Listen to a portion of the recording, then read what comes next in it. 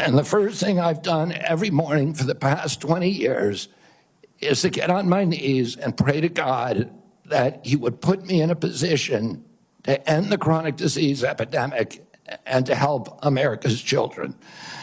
That's why I'm so grateful to President Trump for the opportunity to sit before you today and seek your support and partnership in this endeavor. The Senate confirmation room turned into a total circus when RFK Jr. fired back at Senator Ron Wyden for twisting his words. Wyden tried to set a trap, taking RFK's past statements on vaccines completely out of context, but RFK wasn't having any of it.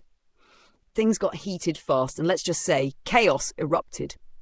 I have spent years pushing conflicting stories about vaccines.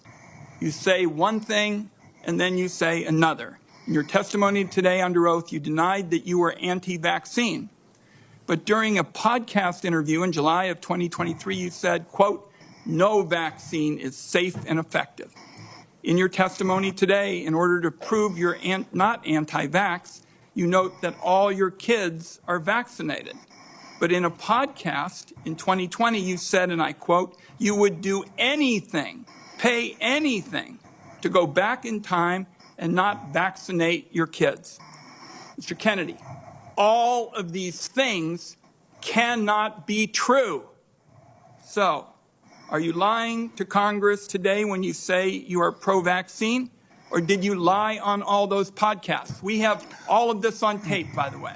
Yeah, Senator, as you know, because it's been repeatedly debunked, that statement that I made on the Lex Friedman podcast was a fragment of the statement.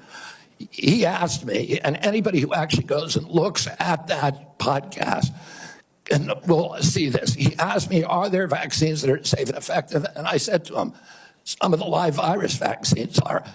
And I said, there are no vaccines that are safe and effective, and I was going to continue for every person. Every medicine has people who are sensitive to them, including vaccines. Right. So he interrupted me at that point.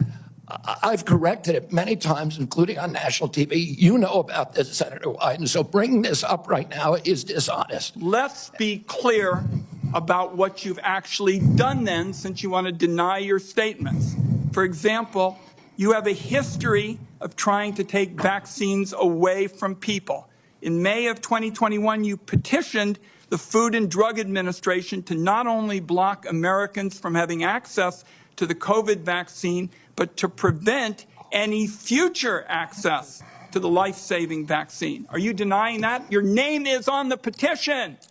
We brought that petition after CDC recommended the COVID vaccine without any scientific basis for 6-year-old children. Most experts agree today, even the people who did it back then, that COVID vaccines are inappropriate for 6-year-old children who basically have a zero risk from COVID. That's why I brought that lawsuit. I don't want to, I want to emphasize Mr. Kennedy, the facts, the facts.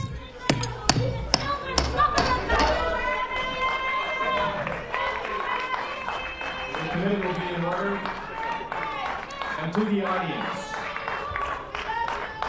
So let me get this straight. RFK Jr. signed a petition questioning the COVID vaccine, especially for kids, and somehow that makes him the bad guy? Really? Apparently, if you dare to ask questions about vaccine safety and effectiveness, you're immediately labelled a conspiracy theorist. That's the playbook every single time. But here's the real question. Why are these government bureaucrats so desperate to shut down any discussion? If they actually cared about Americans' health, wouldn't they want an open conversation instead of attacking anyone who challenges the narrative?